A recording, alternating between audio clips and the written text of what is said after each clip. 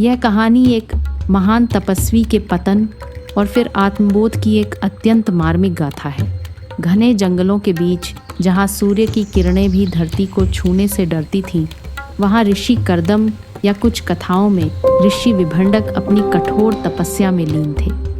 उन्होंने प्रण लिया था कि वे संसार की समस्त सुख सुविधाओं को त्याग देंगे ताकि उनके मन में काम वासना का बीज भी न पनप सके। वे केवल पेड़ों की सूखी जड़ों और बेस्वाद छालों पपड़ियों को चबाकर अपना जीवन व्यतीत करते थे। उनका शरीर हड्डियों का ढांचा मात्र रह गया था और उनकी आंखों में केवल वैराग्य की अग्नि थी। वे अपने मन में इस गर्व के साथ जीते थे कि उन्होंने प्रकृति के सबसे शक्तिशाली वेग कामदेव को परास्त कर दिया है। लेकिन स्वर्ग के सिंहासन पर बैठे इंद्र को उनकी यह चुनौती स्वीकार नहीं थी। उन्होंने एक चतुर अप्सरा को ऋषि का अहंकार तोड़ने के लिए पृथ्वी पर भेजा।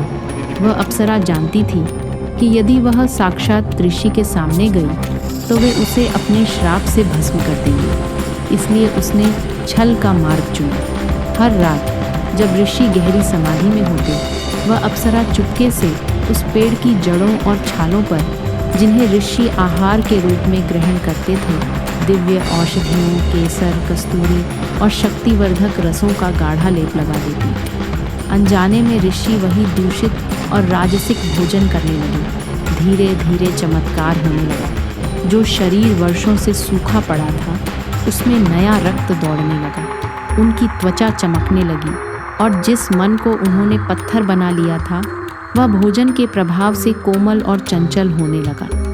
अब उन्हें पत्तों की सरसराहट में संगीत सुनाई देने लगा और फूलों की सुगंध उन्हें बेचैन करने लगी। जब अप्सरा ने देखा कि ऋषि का मानसिक किला ढह चुका है, तब वह एक अत्यंत साधारण और भोली कन्या का वेश धारण कर उनके सामने प्रकट हुई। ऋषि, जो अब तक केवल सूखी लकड़ियों के बीच रहे थे, उस कन्या के सौंदर्य को देख अपना सुध बुध खो बैठे।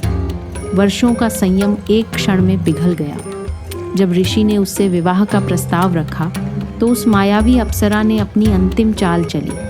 उसने मुस्कुराते हुए कहा कि वह उनसे विवाह तो करेगी, किंतु वे उसे कभी साधारण स्त्री न समझें, बल्कि उसकी हर विचित्र इच्छा को पूर्ण करें। काम के वशीभूत ऋषि ने बिना सोचे समझे अपनी सहमति दे दी। विवाह के पश्चात उस अप्सरा ने ऋषि के अहंकार की अंतिम ईंट गिराने का निश्चय किया।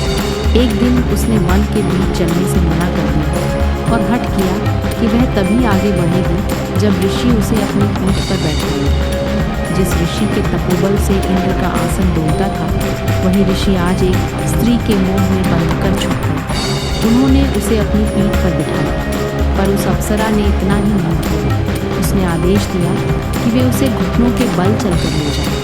वह महान तेजस्वी ऋषि अपनी शक्तियों और तप को भूलकर एक पशु की भांति घुटनों के बल रेंगते हुए उस अप्सरा का भार ढूंढने लगे।